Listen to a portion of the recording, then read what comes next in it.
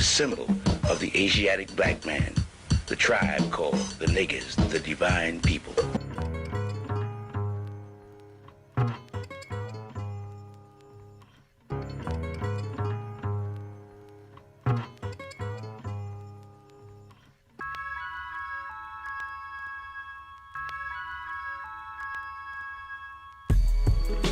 Egypt has always traditionally been given prominence as the height of ancient culture. Nubia is now coming into its own and is being understood to be of equal importance. It is different from ancient Egypt, but it is equally important and not just an adjunct to this Egyptian culture. What archaeologists do when they pull material from the ground or when they translate texts, they bring their own cultural baggage to that interpretation and the baggage of the times that they live in. And so it's imperative that we go back and continually reassess the things that we take as facts. Many of the early archaeologists came to the study of ancient Egypt and ancient Nubia from the perspective of Semitic languages or the study of the Hebrew Bible, and it was very important to them to bring Egypt specifically into the sphere of biblical studies.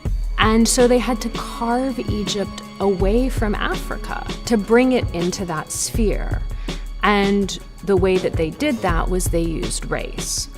So these early archaeologists effectively made ancient Egypt white in the sense that they made it part of a dominant Western culture, and ancient Nubia was separated from that. It was black. And this was how they took Egypt out of Africa and put it into this Semitic sphere, this biblical sphere.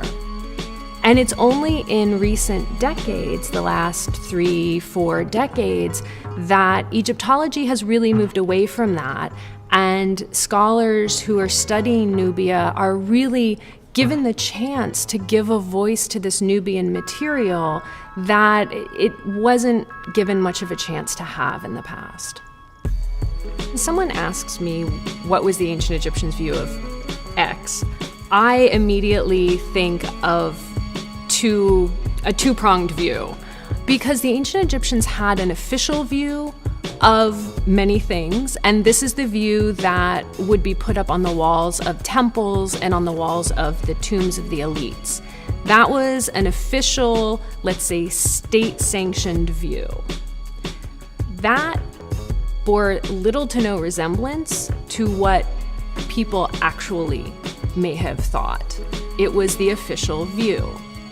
So when you look at Nubia as depicted on the walls of temples in Egypt, you will see Nubians being crushed under the chariot wheels of the king. You will see Nubians being dragged back to Egypt enslaved. What we see on the ground in terms of archaeological evidence is quite different. We see people who had Nubian names, people who were using Nubian material culture, living within Egypt, working in Egypt, marrying people with Egyptian names.